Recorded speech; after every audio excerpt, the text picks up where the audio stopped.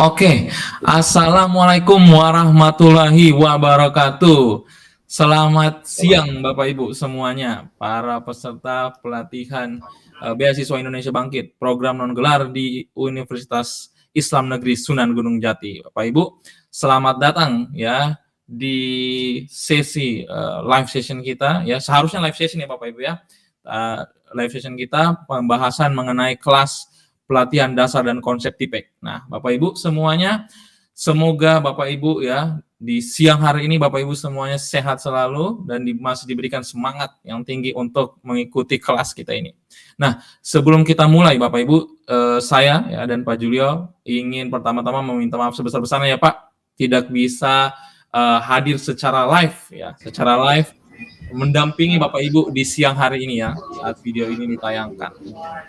Akan tetapi tentunya itu tidak menurunkan semangat dan juga tidak menurunkan kualitas apa yang akan disampaikan kepada Pak Julio di siang hari ini di saat Bapak Ibu menyaksikan video mengenai paparan atau live session siang hari ini Bapak Ibu. Nah, selanjutnya Bapak Ibu semoga sudah menyelesaikan ya penugasan-penugasannya dari hari pertama hingga hari keempat ya siang hari ini, dan silakan menyimak penjelasan mengenai Pak Julio ya.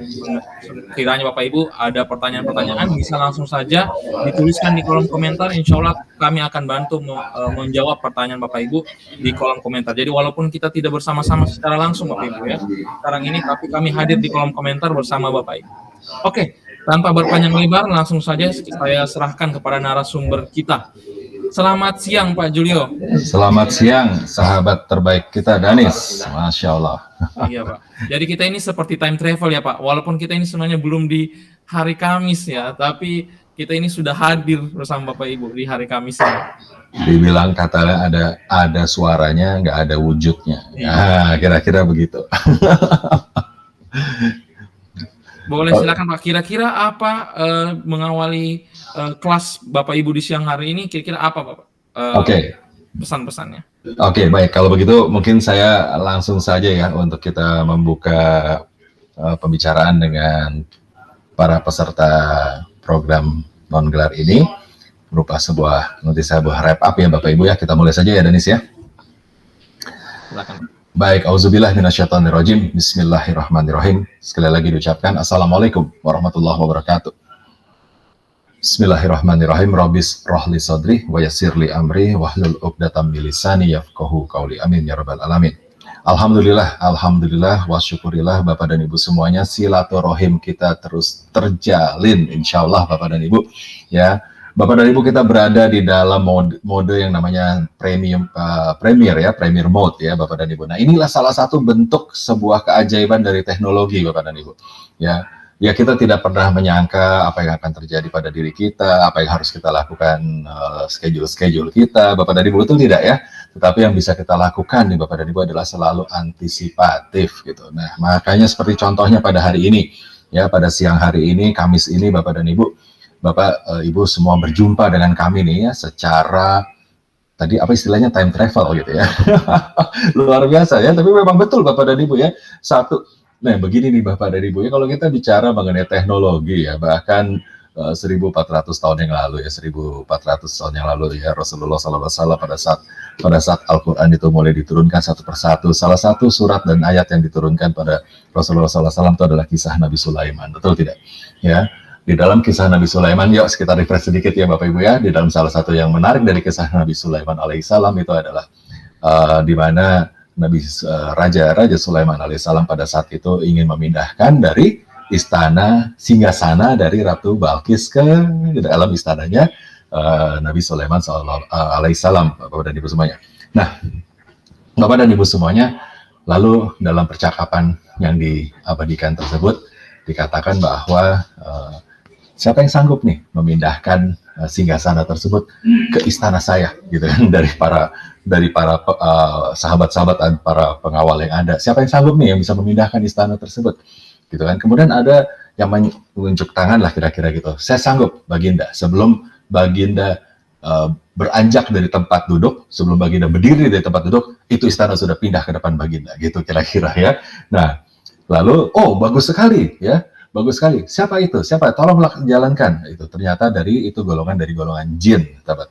Nah, jadi memang pada saat Nabi Sulaiman alaihissalam bertahta gitu kan, kerjasama dengan jin masih diperbolehkan. Nah, karena jadi bekerja jin itu untuk Nabi Sulaiman alaihissalam.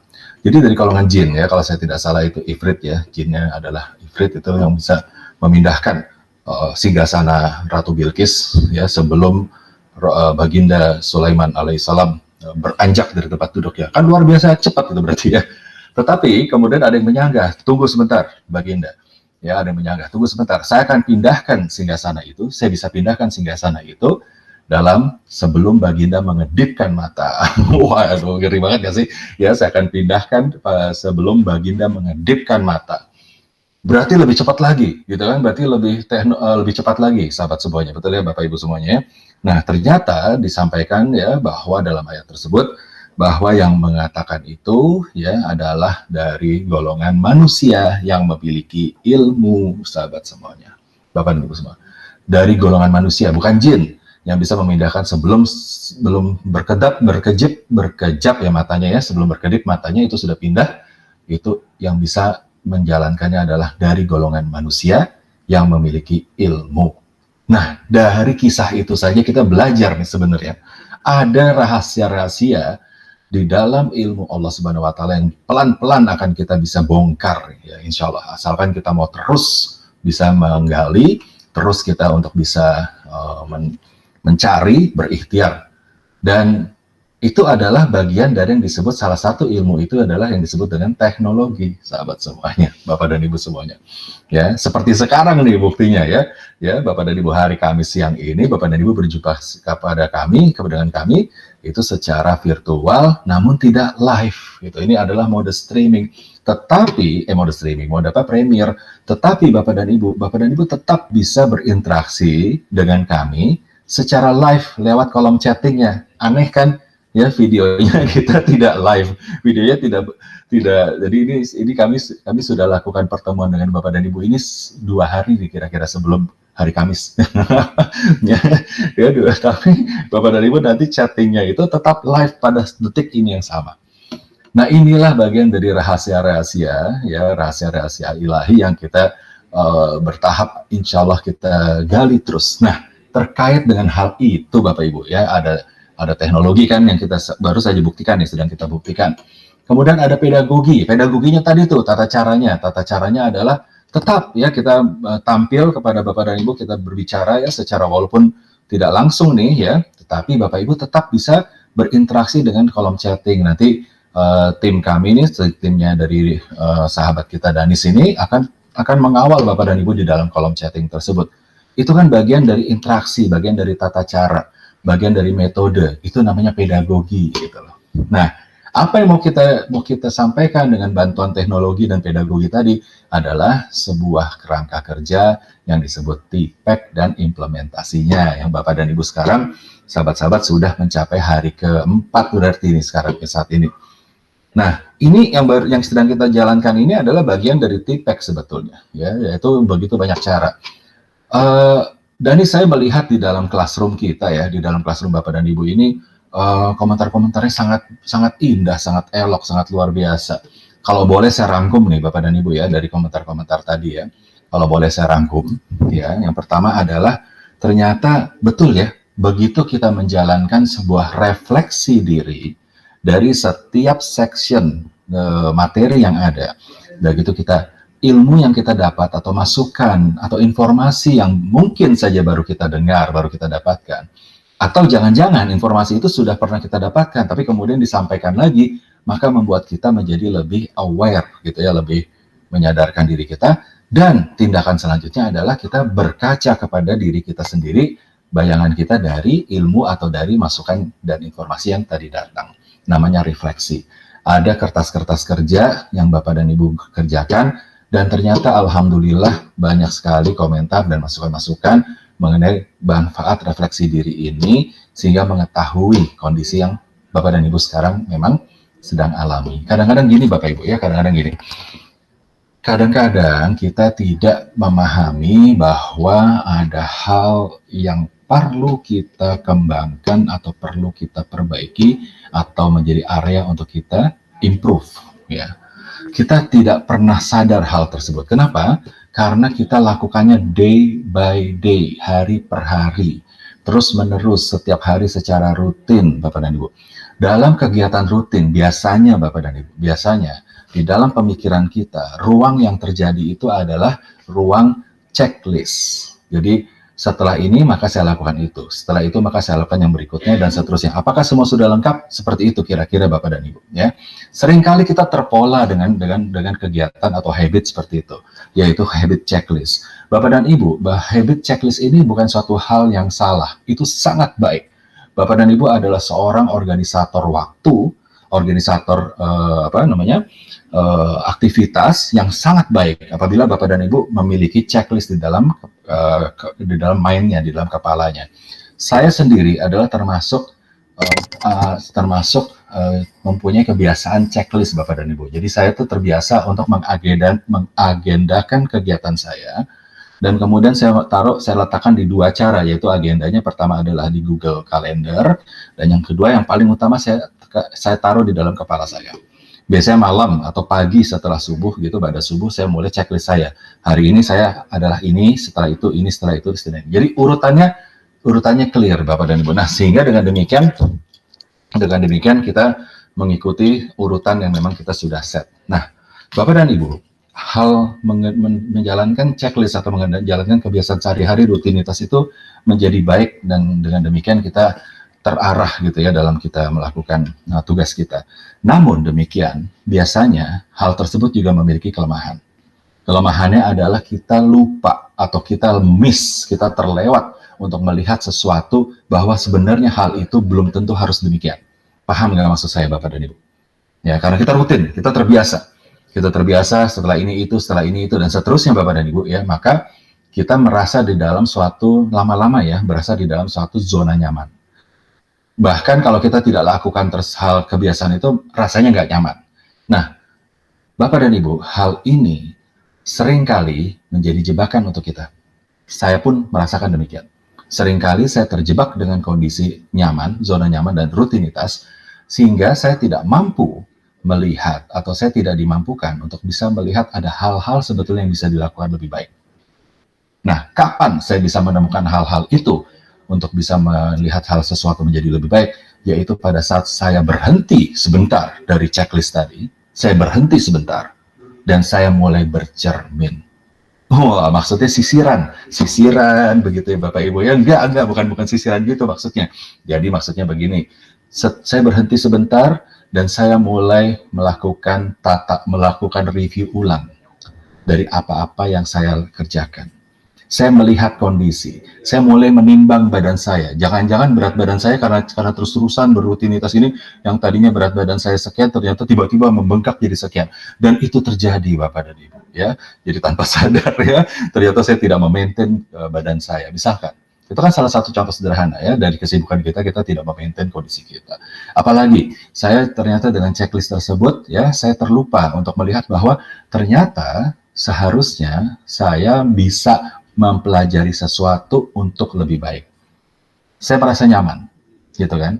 Sehingga kemampuan atau literasi saya terhadap sesuatu, katakanlah literasi saya terhadap digital, itu tidak ada keinginan untuk saya tingkatkan. Karena sebenarnya saya merasa cukup. Bapak dan Ibu, cukup adalah baik. Namun hati-hati, merasa cukup adalah sebuah ancaman Bapak dan Ibu. Ya. Kita berbeda ya, antara cukup dengan rasa syukur sangat berbeda. Seseorang yang bersyukur Bapak dan Ibu, dia akan terus memperbaiki dirinya. Ya, artinya dalam tanda lain adalah cukup itu adalah menerima ridhonya gitu kan. Tetapi rasa syukur itu dinamis, dia bergerak untuk terus lebih baik. Nah, jadi Bapak dan Ibu, beberapa komentar yang masuk, saya sangat bangga bisa berinteraksi dengan Bapak dan Ibu yang berkomentar sangat bagus sekali, yaitu melihat refleksi diri ini menjadi suatu alat untuk melihat kondisi yang sekarang. Nah, pada saat Bapak dan Ibu bisa mendapatkan kondisi yang sekarang, mulailah terbuka itu ruang-ruang atau terbuka poin-poin untuk pendalaman atau peningkatan kualitas dan kapasitas. Ya, kapasitas dan kapabilitas ya Bapak dan Ibu. Nah, Bapak Ibu mulai bisa istilahnya apa ya, mengeker itu apa ya, menargetkan ya, bisa menargetkan ya, mengeker gitu loh Bapak Ibu ya, bisa menargetkan, oh iya saya itu perlu peningkatan atau perlu belajar di hal ini. Kalau dari 3 hal tadi, teknologi, pedagogi, dan konten, mana kira-kira yang Bapak dan Ibu perlu bisa tingkatkan ya, karena baik TIPEK itu ada dukungannya, TIPEK itu juga ada hambatannya ya.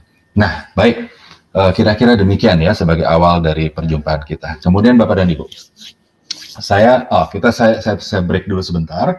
Sekarang saya ingin tanya kepada sahabat terbaik kita nih, kepada Danis. Danis, apakah ada hal yang bisa kita diskusikan sebelum saya lanjutkan? Oke, nah ini Bapak, saya sudah menghimpun nih pertanyaan-pertanyaan yang sering ditanyakan di kelas oleh Bapak Ibu peserta kita. Ada beberapa pertanyaan. Yang pertama, ada Bapak Ibu yang bertanya, kira-kira kalau dibandingkan Pak, apakah lebih efektif melaksanakan TIPEK secara online atau online dan offline itu ada perbedaannya mengenai efektivitas menjalankan TIPEK-nya, Pak? Oke, baik. Terima kasih. Yuk kita coba diskusi mengenai hal ini dulu Bapak Ibu ya. TIPEK, apakah lebih baik dijalankan secara online atau dijalankan secara offline atau kedua-duanya? Atau jangan-jangan pertanyaannya juga adalah, emang bisa TIPEK dijalankan secara offline? Gitu kali ya kira-kira ya. Baik, Bapak dan Ibu semuanya. Ingatlah pada saat dulu. Saat dulu tuh saat kapan ya? Saat lama lah kira-kira ya, saat lama. Bapak dan Ibu, tapi nggak tahu juga ya, kalau saya sih ingat ya, tapi mungkin kalau dari generasi, jangan-jangan saya dengan sahabat terbaik kita dari sini aja udah beda generasi. Ini kalau saya cerita gini, gitu, Pak. kalau saya cerita gini buat dari sini mungkin apa sih yang dimaksud Pak Julio ini, nggak paham saya gitu ya. Oke, jadi begini sahabat semuanya ya.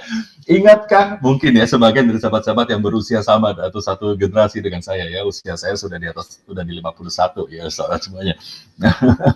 Nah, yang untuk yang sahabat yang usianya 51 dan ke atas, saya sih berarti paham nih maksud saya.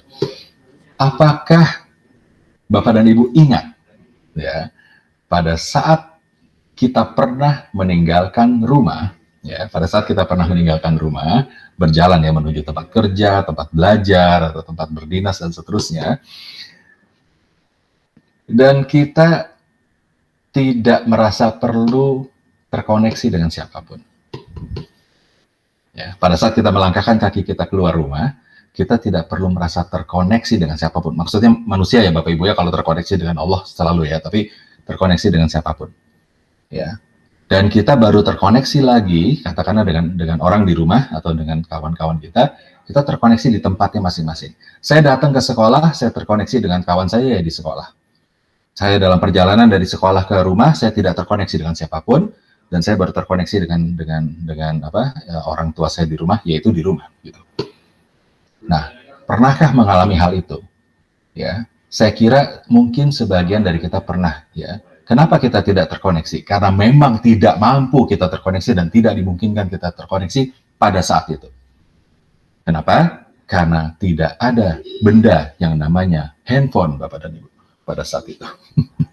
Ya, jadi kalau kita udah berada di jalanan tuh udah itu adalah alam liar ya. Kita kalau sekarang anak-anak sekarang itu bilangnya alam liar karena nggak bisa terkoneksi. Dulu mah biasa-biasa aja gitu. Kita keluar rumah nggak pegang HP, biasa-biasa aja. Nanti ya kalau udah sampai sana baru saya bisa kontak.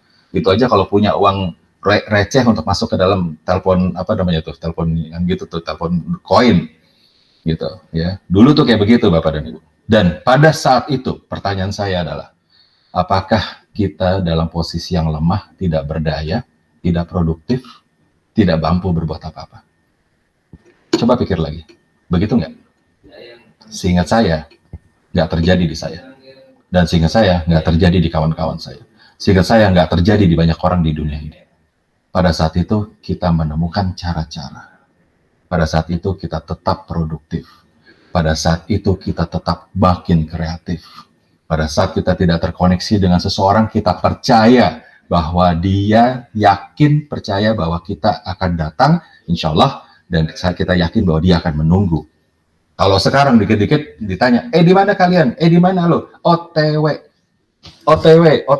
Berapa kali OTW sampai nyampe? Zaman dulu nggak ada kegiatan OTW-an, Bapak dan Ibu. Ya, percaya kita bahwa insya Allah kita akan jumpa di sana seperti yang dijanjikan.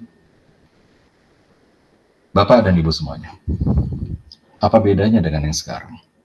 Ya, tapi begini, sekarang teknologi muncul, kemudian terjadilah ketergantungan.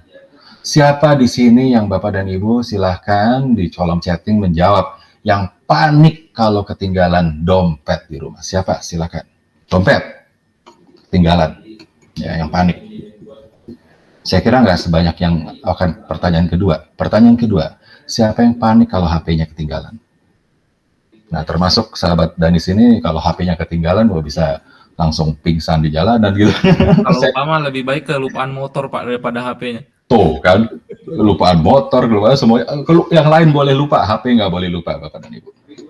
Ya, itulah efek teknologi, Bapak dan Ibu semuanya, ya, yaitu apa? Memanjakan kita, membuat kemudahan. Memang teknologi dibuat itu untuk memudahkan manusia.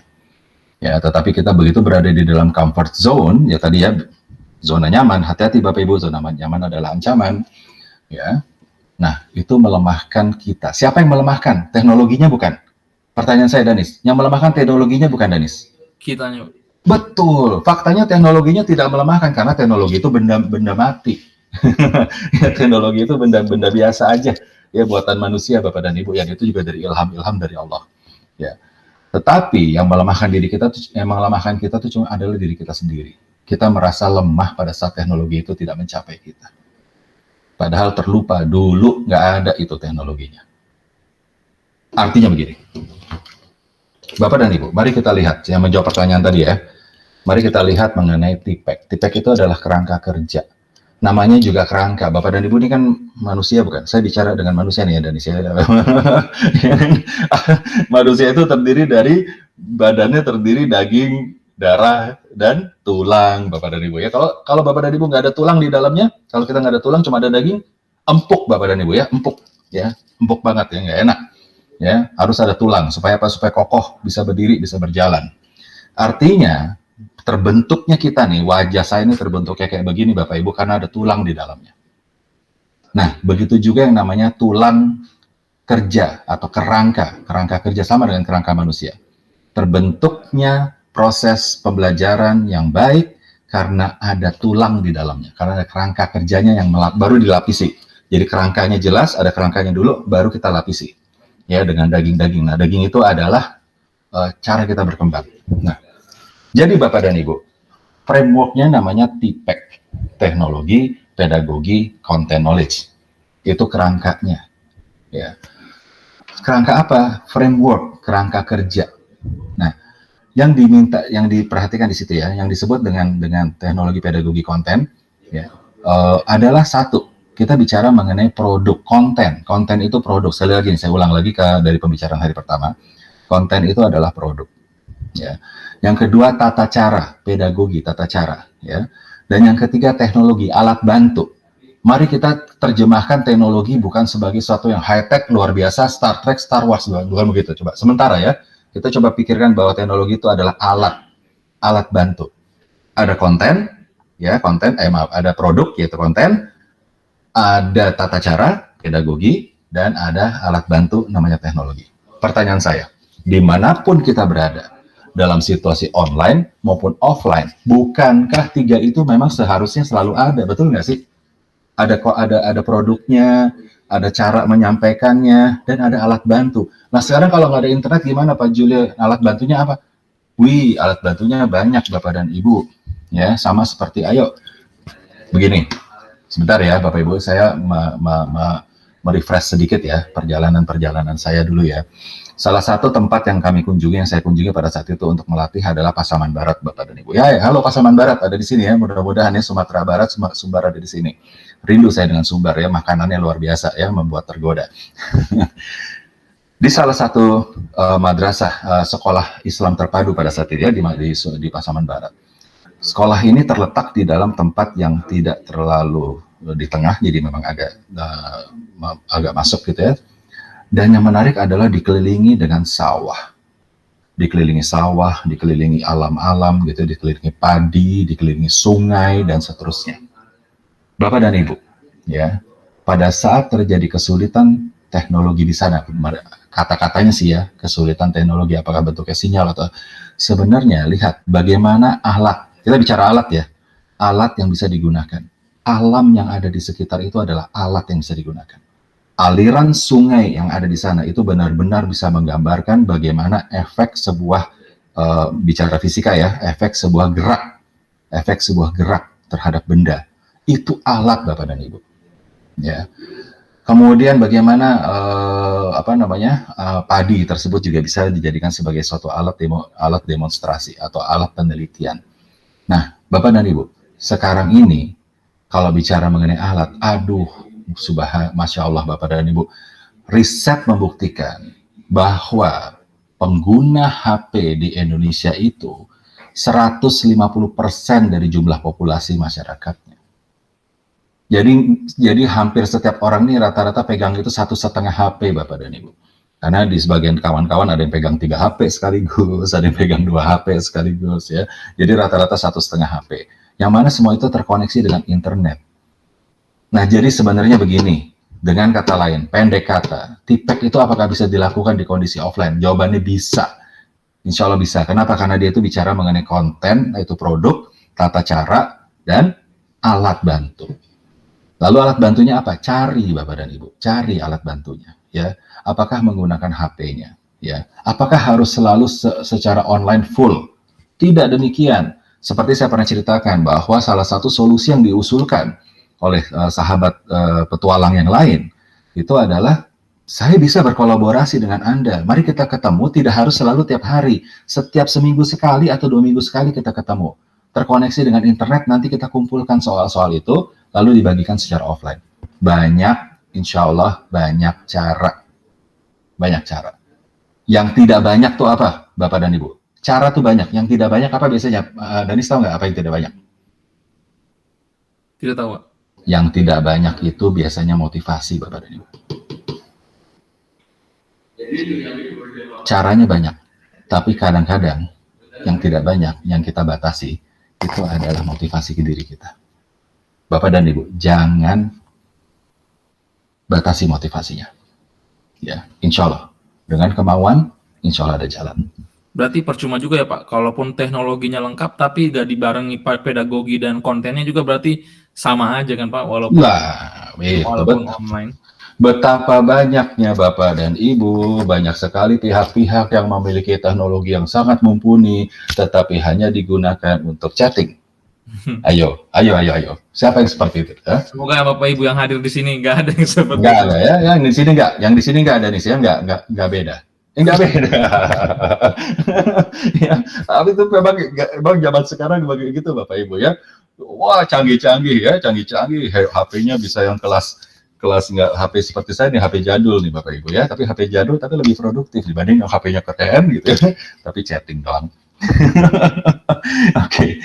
Baik, silakan. Ada hal lain Danis yang bisa kita diskusikan? Nah, berkaitan dengan itu Pak, juga katanya di sekolah ada sahabat kita Pak, di sekolahnya katanya siswanya nggak boleh bawa HP atau Android. Bagaimana penerapan tipek yang tepat? Karena kan media pembelajaran jadi minim. Bagaimana itu Pak kira-kira solusinya? Kalau sekolah atau pesantren yang nggak boleh bawa HP atau Android. Betul sekali. Terima kasih Danis. Ya, kita sangat menghargai keputusan dan kebijakan-kebijakan dari setiap peraturan yang diterapkan di sekolah atau madrasah di tempat Bapak dan Ibu ya. Tentunya peraturan itu dibuat untuk kebaikan ya. Tentunya dibuat untuk kebaikan. Ada nilai-nilai yang diperjuangkan dari setiap peraturan itu dan itu sangat dihargai Bapak dan Ibu. Begini, beberapa hal yang bisa kita lakukan adalah begini ya. Sejatinya memang menghadirkan teknologi. Kalau memang ada apa? Sekarang begini ya Bapak dan Ibu ya, banyak sekali dari sahabat-sahabat kita ya, para petualang-petualang pendidik ini gitu kan, dalam kondisi yang sulit untuk bisa mendapatkan sinyal gitu ya.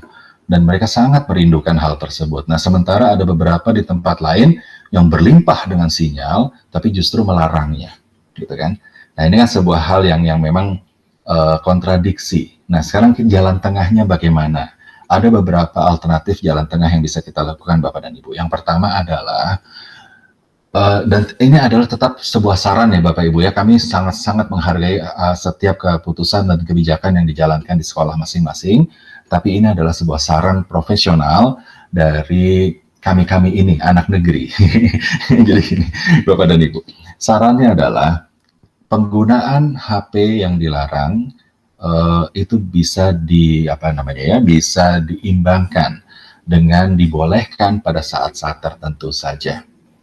Misalkan dalam kendali atau dalam kondisi memang bisa dipantau. Artinya misalkan pada saat memang siswa dibutuhkan untuk melakukan riset secara digital atau berinteraksi secara digital dan masih dalam pantauan dari pendidik, dari para gurunya, maka sangat disarankan kita bisa relakan siswa tersebut menggunakan teknologi atau terkoneksi dengan internet. Itu kalau memang di sekolah tersebut tidak menyediakan sarana internet sehingga membutuhkan internet dari siswa. Jadi dia gunakan HP-nya hanya untuk bisa mengakses internet, Bapak dan Ibu. Apabila sekolah memang memberikan fasilitas internet yang bisa diakses oleh seluruh siswa secara bersamaan pada satu waktu tertentu, tentu saja hal tersebut sudah bisa menjawab kenapa HP tidak dibolehkan. Tidak apa-apa, yang penting Bapak dan Ibu terkoneksi dengan internetnya itu bisa disiapkan, karena memang itu dibutuhkan. Nah, itu adalah alternatif pertama. Alternatif kedua, Bapak dan Ibu, ada satu solusi yang disiapkan ya oleh salah satu pendukung teknologi terbesar di dunia saat ini, yaitu oleh Google, ya, dengan menggunakan akun berbasis Google for Education. Yang disebut saat ini sekarang adalah Google Workspace for Education, yang Bapak dan Ibu sekarang sedang gunakan di UIN Sunan Gunung Jati ini, yang disiapkan oleh UIN Sunan Gunung Jati ini akun yang luar biasa, Bapak Ibu ya, alamat emailnya luar biasa. Nah, begitu luar biasanya alamat email ini, sehingga dia bisa menyaring atau oleh pemiliknya, ya dalam hal ini adalah UIN Sunan Gunung Jati, bisa dibuat kebijakan-kebijakan supaya akun itu digunakan hanya untuk kebaikan dan hanya untuk pendidikan. Jadi tidak bisa mengakses konten-konten negatif. Kan tujuannya kenapa nggak boleh pakai HP? Karena kan banyak konten negatif berkeliaran, betul nggak, Danis? Ya kan? Nah, jadi daripada waduh bingung nih, mau nggak dilarang dan disembunyi-sembunyi, mendingan dilarang sekalian pegang alatnya gitu kira-kira. Nah, tetapi Bapak dan Ibu, kalau diwajibkan bahwa semua HP-nya tersebut atau perangkat-perangkat itu wajib menggunakan akun edukasi yang disiapkan oleh Google, maka hal tersebut bisa insya Allah diatasi. Karena ada kendali, ya, akses di dalam akun tersebut. Nah, ini kan bagian dari TPEC, Bapak dan Ibu, betul nggak sih? Ya, apa yang dilakukan oleh Google juga adalah bagian dari mendukung dengan cara kerangka kerja TPEC dari sisi teknologinya. Pedagoginya sudah kontennya didalami. Bapak dan Ibu coba cari dong dengan Google Search ya. Nanti Bapak Ibu kan melihat banyak konten bisa didalami. Nah, kontennya sudah, pedagoginya dengan cara digital research, ya kan? Dengan cara digital research. Dan teknologinya adalah teknologi yang insya Allah aman, Bapak dan Ibu, bisa dikendalikan, bisa dimonitor, yang bisa memblokir akses-akses kepada konten negatif. Nah, ini adalah saran-saran yang diberikan. Mudah-mudahan Bapak dan Ibu bisa mengadopsi saran-saran ini, walaupun kebijakan Bapak dan Ibu tetap diterapkan dengan tempelan atau dengan modifikasi kebijakan-kebijakan yang lebih elok untuk bersama-sama kita menghasilkan kualitas pendidikan yang baik, insya Allah. Silakan Danis, ada yang lain? Oke, baik Pak. Sekarang kira-kira Pak, untuk Bapak Ibu yang masih ragu-ragu ini untuk menerapkan TPEC, kira-kira apakah konsep TPEC ini akan mempengaruhi minat siswa Pak dalam belajar mengajar? Oke, baik. Ya, konsep TPEC ini apakah akan mempengaruhi minat siswa? Insya Allah jawabannya adalah tentu sangat mempengaruhi. Kenapa? Karena begini Bapak Ibu ya, nanti Bapak Ibu kan juga di hari keempat ini sudah belajar mengenai ekosistem digital ya. Di dalam ekosistem digital itu kita saling terkoneksi ya, kemudian berkembang secara keseluruhan. Dan Bapak dan Ibu di dalam hari keempat ini juga belajar mengenai teknologi sisi teknologi. Di mana teknologi ini sekarang ada yang sifatnya itu nanti adalah salah satunya immersive. Immersive itu pencitraan, menghadirkan sesuatu yang nggak ada menjadi ada di depan kita secara digital. Ya, contohnya adalah dengan melakukan ada dua tuh, ada virtual reality dan ada augmented reality. Gitu kan, kalau virtual reality itu kita yang masuk gitu ke dunia digital, itu virtual reality. Seolah-olah ya Bapak Ibu, jadi ada sebuah tempat digital, itu ya sebuah dunia digital, kita yang masuk ke sana, itu virtual reality. Kalau augmented reality kebalikannya, augmented reality sesuatu dari dunia digital dihadirkan ke kita. Contohnya dengan augmented reality ini saya sedang ada di ruang kantor seperti ini, kemudian saya mau menghadirkan gajah ya misalkan ya, menghadirkan gajah nih, saya bisa dengan augmented reality di HP saya hadirkan supaya apa? Supaya kelihatan gajah itu kalau ada di ruang kantor saya seperti apa sih kelakuannya misalnya gitu ya, atau ukurannya gajah itu. Bapak dan Ibu sekarang ada keren-keren nih gaya-gayanya nih augmented reality ya, yaitu misalkan kita mau lihat furniture ya mau lihat perabotan. Sebelum beli perabotannya kita coba-coba dulu, kita foto perabotan itu taruh di ruangan kita, atau chat rumah kita mau ganti cat. Ini cat kalau di rumah kita jadinya seperti apa sih? Sekarang gayanya kayak gitu, teknologi Bapak Ibu keren ya. Nah, bayangkan Bapak dan Ibu ya, hal-hal seperti tadi namanya imersif, kemudian ada interaksi, kemudian adanya interaktif teknologi. Hal tersebut tentu akan memberikan pengalaman belajar yang baru kepada para peserta didik. Jadi dalam hal ini, pada saat Bapak dan Ibu menggunakan TPEK, insya Allah Bapak dan Ibu, ya insya Allah, maka Bapak dan Ibu akan memperbesar, meningkatkan minat peserta didik untuk mendalami lebih jauh. Hanya sekarang, ya catatannya adalah sejauh apa, bagaimana supaya meningkatnya secara jauh ya si peserta didik, itu tergantung dari sejauh apa kreativitas digital Bapak dan Ibu. Kreativitas digital Bapak dan Ibu itu sejauh apa? Seberani apa Bapak dan Ibu berani bermimpi atau membayangkan sesuatu yang di luar kebiasaan dan hadirkan hal tersebut kepada siswa menggunakan teknologi atau alat bantu yang ada. Ya, mungkin saya bicara ini ketinggian, misalkan karena kita bicara, oh ini berarti teknologinya harus yang canggih dan seterusnya. Belum tentu Bapak dan Ibu. Ya, belum tentu Bapak dan Ibu bisa menggunakan teknologi yang semudah HP dengan misalkan zaman sekarang nih semua orang katanya pakai WA. Ya WA itu saja sudah teknologi Bapak dan Ibu. Ya, sudah teknologi. Dan kalau kita bisa melibatkan siswa dengan berinteraksi, misalkan lewat video call atau lewat rekaman yang dia lakukan dan dikirimkan rekaman itu hasil riset lapangannya dia misalkan, itu membuatnya dia akan menjadi lebih insya Allah menjadi lebih bersemangat. Ya, jadi ada efeknya. Ya Bapak dan Ibu ya, insya Allah ada efeknya untuk menjadikan minat siswa terhadap pembelajaran kita menjadi lebih baik. Bapak dan Ibu, perhatikan hal ini, bahwa perjalanan petualangan Bapak dan Ibu ke depannya nanti, itu akan mengasah Bapak dan Ibu untuk kreativitas digital Bapak dan Ibu. Insya Allah Bapak dan Ibu nanti akan diperkenalkan dengan alat-alat digital berbasis Google, kemudian alat-alat digital bantu yang lainnya. Tujuannya adalah ini gitu loh, supaya bisa Bapak dan Ibu memberikan atraksi yang lebih baik lagi kepada para peserta didiknya. Sehingga pertama minat dari peserta didik kita itu akan meningkat dan mereka akan terus terinspirasi, kepengen lagi Bapak dan Ibu. Begitu kira-kira jawabannya. Terima kasih. Silakan, ada hal lain Dani sebelum saya lanjutkan? Mungkin lanjutkan aja Pak dulu. Ya. Nanti terakhir ada pertanyaan mengenai tugas di kelas. Oke, baik. Nah Bapak dan Ibu semuanya, yang luar biasa di hari ini Bapak dan Ibu sudah masuk ke dalam sesi pembahasan teknologi. Jadi kemarin saya rangkum sedikit ya Bapak dan Ibu. Bapak dan Ibu sudah sudah mendapatkan informasi mengenai TPEK itu secara dasarnya apa.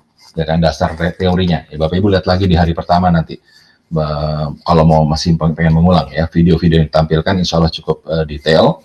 Yang kedua, Bapak dan Ibu sudah mempelajari salah satu bisa pendukung TPEK itu adalah menjadikan diri kita menjadi bagian dari ekosistem digital untuk pendidikan. Kenapa? Intinya dari ekosistem digital supaya tidak ada dari kita yang sendirian, Bapak dan Ibu. Di dalam TPEK ini, ya kan, salah satu unsur keberhasilan dari TPEK adalah terjadinya kolaborasi digital. Suatu media yang digunakan, ya, bisa digunakan oleh banyak orang. Dan ini sebenarnya juga bagian dari kita nih, Bapak dan Ibu. Pelatihan kita ini adalah Bapak dan Ibu insya Allah nanti diarahkan, insya Allah nanti kita semua nih ya, diarahkan untuk bisa memberikan manfaat kepada banyak orang. Dengan cara memberikan atau menjadikan materi-materi yang kita pelajari ya, yang dijadikan sebuah materi-materi atau modul-modul digital untuk digunakan banyak orang. Baik, Bapak Ibu sudah bicara mengenai ekosistem digital untuk pembelajaran. Lalu setelah itu Bapak Ibu digeser mengenai tipeknya bukan tipek sembarangan loh. Tipek yang kita bicarakan saat ini adalah yang disebut dengan cyber tipek. Cyber tipek itu di dalam arti kata cyber tipek ini adalah teknologi yang berbasis kepada teknologi komputasi awan dan internet. Artinya bisa dijalankan dari mana saja, kapan saja, Bapak dan Ibu. Nah, ini kan punya tata cara. Mari, tata caranya pelan-pelan kita bahas. Pertama adalah mengenai pedagogi. Ya, pedagoginya disebut cyber pedagogi. Bapak Ibu sudah dapatkan itu. Cyber pedagogi, flip classroom, flip classroom, blended learning, dan project based learning. Sederhana sekali, singkatnya, Bapak dan Ibu, yang namanya new model of learning tadi ya, flip classroom, blended learning, dan project based learning. Sederhananya seperti ini, ya kan? Bahwa kita putar cara pembelajaran kita tukar, kita putar. Biasanya kita memberikan materi, lalu setelah itu memberikan tugas untuk pendalaman. Saat ini, biarkan kita berikan dulu peserta didik kita tugas-tugas untuk mereka experience, mereka jalankan, baru setelah itu kita diskusi dan dapatkan temuan-temuan baru, dan untuk mereka nanti jadikan novelty atau jadikan teman-teman yang lebih baru lagi. Nah, Bapak dan Ibu semuanya, itu adalah dari sisi pedagogi, ya. Dari sisi konten, Bapak dan Ibu sudah dapatkan juga, insya Allah. Dari sisi konten, yang ditekankan di dalam cyber tipek adalah konten-konten yang bersifat micro learning, ringkas, to the point. Jadi jangan kasih jangan kasih konten tuh yang gelondongan, kasih bluk begitu, Bapak dan Ibu ya. Nanti nanti wah gitu kan. Jadi malah jadi mual, Bapak dan Ibu ya, siswa kita. Kasih rasa penasaran ya.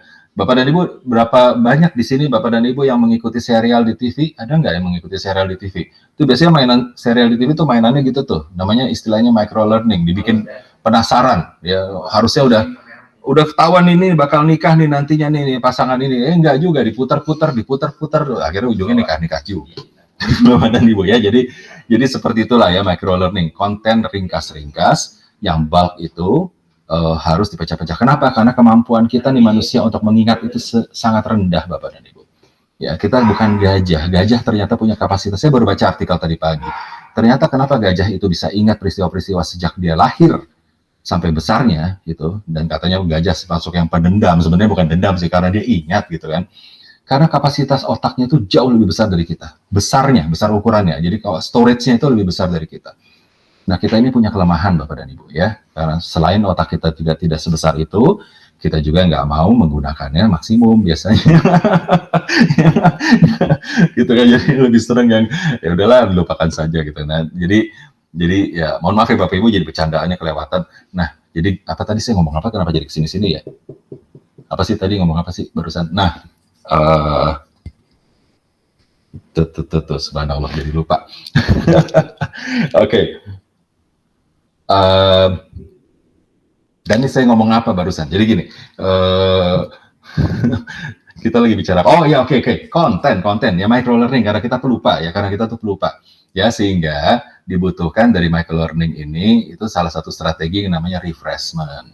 Contoh di hari pertama dan hari kedua, ingat nggak Bapak dan Ibu dikasih pertanyaan, mana yang lebih besar antara L sama XL, gitu kan? Kapan XL jadi lebih kecil dari L, gitu kan, seperti itu kan. Jawabannya baru di hari kedua. Nah, itu tujuannya untuk refreshment, ya, simulasi refreshment. Oke, konten. Jadi sudah ya, pedagogi, konten, micro learning, dan Bapak Ibu sekarang belajar mengenai teknologi. Nah, teknologi ini ada banyak cara, ada 3 cabang gitu. Yang pertama adalah dalam search engine, menggunakan search engine, Bapak Ibu ya. Itulah bank konten yang ada di dunia. Ya, silakan Bapak Ibu pakai search engine. Nanti yang kedua ada immersive teknologi, gitu kan. Kemudian yang ketiga apa tuh ya? Saya kok terlupa, Bapak Ibu tolong lihat ya nanti ya. Nah, nanti di hari kelima, Bapak Ibu, hari kelima itu berarti besok ya.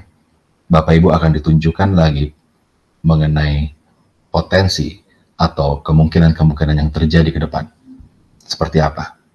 Bahkan sampai kepada pertanyaannya, teknologi itu nantinya apakah tetap menjadi alat bantu atau menjadi ancaman buat kita?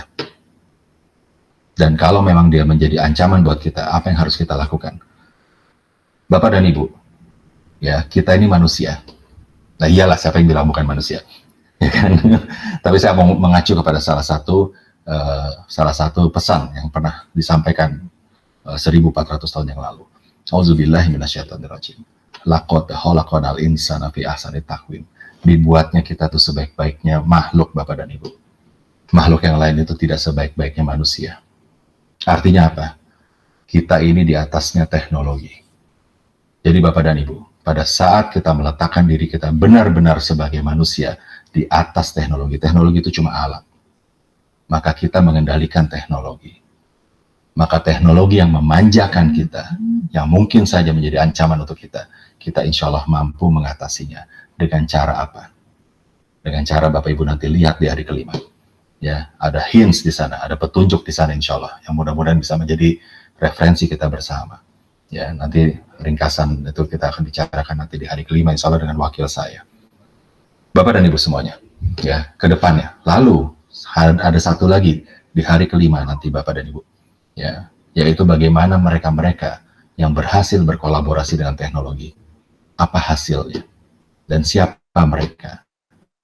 Dan lihat mereka datang dari kalangan apa? Ya, apakah mereka seperti kita pendidik juga? Atau jangan-jangan mereka orang yang tidak kita sangka-sangka? Kita lihat besok Bapak dan Ibu, insya Allah. Ya, jadi Bapak dan Ibu lihat perjalanan semua TPK ini, petualangan kita, mengajak Bapak dan Ibu untuk terus melakukan introspeksi dan melakukan refleksi diri. Ya, tujuannya Bapak Ibu menemukan titik-titik di mana Bapak Ibu bisa menjalankan atau bisa melakukan improvement, peningkatan. Kira-kira demikian Bapak dan Ibu. Silakan, dan apa ada hal lain yang bisa kita diskusikan? Nah, berhubung tadi Bapak menyebutkan tentang kalangan mana contoh nanti di hari kelima. Nah, ini ada pertanyaan Pak berkaitan dengan tugas-tugas di kelas, katanya Pak ada yang nanya. Katanya tugas-tugasnya kebanyakan semua untuk guru. Gimana kalau peserta yang bukan guru, katanya Pak, yang pengawas atau tenaga pendidik? Kira-kira bagaimana untuk penugasan di kelas TPK ini, Pak? Oke, baik. Pertanyaannya sangat cantik, Bapak dan Ibu semua. Saya kira pertanyaan ini mewakili banyak dari kita ya, Bapak Ibu semuanya ya. Karena peserta dalam program ini tidak semuanya adalah guru, ada tenaga kependidikan, gitu kan, ada pengawas, gitu kan ya. Jadi ya, tapi begini Bapak dan Ibu, semua peran kita itu, ya, sebetulnya kita tuh pendidik Bapak dan Ibu. Ya, kenapa pendidik? Karena kita ini semua adalah memberikan sesuatu kepada orang lain. Pendidik itu bukan harus selalu guru Bapak dan Ibu. Perhatikan bahwa setiap kita nih, insya Allah saya yakin, setiap dari kita nih punya output. Betul nggak? Tenaga kependidikan, outputnya apa biasanya? Laporan bentuknya, bahan review misalnya. Kemudian apalagi ya, pengawas luar biasa Bapak dan Ibu. Pengawas di sini kami sangat hormati. Bapak dan Ibu luar biasa. Output Bapak dan Ibu itu adalah bagian dari review, bagian dari konsultansi, bagian dari pengembangan yang Bapak dan Ibu ukur dan akan usulkan kepada yang diawasi. Dalam hal ini bisa guru juga, atau bahkan sekolah, atau bahkan madrasah, Bapak dan Ibu. Ya, jadi setiap orang tuh punya output. Kalau guru outputnya apa? Kalau guru outputnya adalah bagaimana siswa tersebut bisa berkembang gitu kan, sesuai dengan amanah yang diberikan. Jadi intinya setiap orang punya output Bapak dan Ibu. Perhatikan lagi, tidak ada dari kita, karena nggak mungkin kita melakukan tugas kita untuk sesuatu yang nothing, untuk yang tidak ada apa-apa, nggak mungkin. Ya, insya Allah, setiap dari kita tuh memegang job desk. Artinya apa? Ada job description, artinya ada output Bapak dan Ibu. Nah, perhatikan bahwa yang disebut dengan output itu adalah produk kita. Nah, Bapak dan Ibu, produk kita itu adalah konten. Jadi kalau tadi bentuk produknya adalah laporan, produknya bentuknya adalah hasil review, produknya adalah bentuknya paparan, itu adalah konten. Yang mana konten ini harus dikomunikasikan, harus disampaikan, betul nggak? Nggak mungkin Bapak dan Ibu bikin laporan, bikin hasil review, kalau nggak ada yang untuk dibaca, bukan untuk bagian dari mengolah strategi, nggak mungkin, insya Allah. Ya pasti ada usernya, insya Allah ada usernya, ya, atau penggunanya. Nah, jadi seninya adalah bagaimana output kita tadi bisa kita komunikasikan dengan baik, efektif kepada stakeholder, kepada usernya, kepada penggunanya. Itu namanya pedagogi, Bapak dan Ibu. Caranya, ya kalau tadi kan outputnya, bagaimana membuat output yang baik itu adalah content knowledge. Output yang baik adalah content knowledge. Lalu bagaimana kita mengkomunikasikan, mencetak, membuat menjadi sebuah laporan yang komunikatif, gampang dibaca, gampang dimengerti, dan bahkan menginspirasi, itu terkait dan kemudian membicarakannya, melaporkannya, ya, itu adalah yang namanya tata cara. Itu namanya pedagogi, Bapak dan Ibu. Dan sekarang perhatikan lagi. Pada saat kita sudah punya konten yang bagus, bentuknya laporan yang bagus tadi, dan kita sudah paham bagaimana mengkomunikasinya dengan baik, lalu alat bantu apa yang akan kita gunakan? Apakah dengan cara webinar? Apakah dengan cara kita membuat video supaya menjadi lebih atraktif? Ya, apakah dengan kita mengadakan membuat infografis, ya, kemudian animasi dan seterusnya? Itu namanya teknologi, Bapak dan Ibu. Perhatikan, setiap dari kita punya output, itu produk.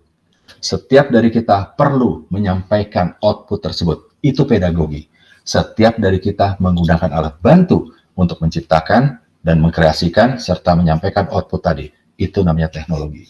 Gabungan ketiganya disebut TPEC. Refleksi diri yang di Bapak Ibu diminta, tujuannya memang semuanya terkait dengan pendidikan. Tetapi cobalah Bapak dan Ibu yang tidak terkait dengan pendidikan, insya Allah sebetulnya terkait juga. Silakan Bapak dan Ibu teropong fasilitas-fasilitas apa yang atau kondisi-kondisi apa yang Bapak Ibu bisa petakan di diri Bapak dan Ibu dan lingkungannya. Pertanyaannya kan sama, Danis. Pertanyaannya sama, Danis. Sekarang kalau saya misalkan Danis adalah seorang guru, saya adalah seorang karyawan. Misalkan ya, Danis guru, saya karyawan. Pertanyaannya sama, yaitu apakah Anda sudah bisa menggunakan komputer? Lah siapa saja kan boleh menjawab, benar nggak sih Bapak dan Ibu? Yang guru kan boleh menjawab juga begitu, saya belum bisa, saya sudah bisa. Saya yang karyawan juga bisa begitu jawab, saya belum bisa, saya sudah bisa. Paham maksud saya Bapak dan Ibu? Silakan gunakan alat refleksi dirinya, apapun peran Bapak dan Ibu, insya Allah terkoneksi. Yang dibutuhkan adalah imajinatif Bapak dan Ibu, yang penting bukan si kertas kerjanya.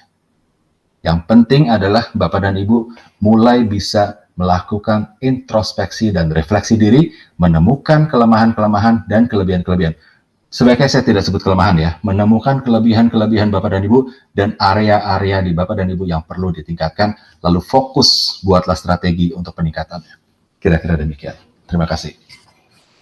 Oke, jadi ada lagi Danis yang bisa kita diskusikan. Untuk dari saya itu saja, Pak.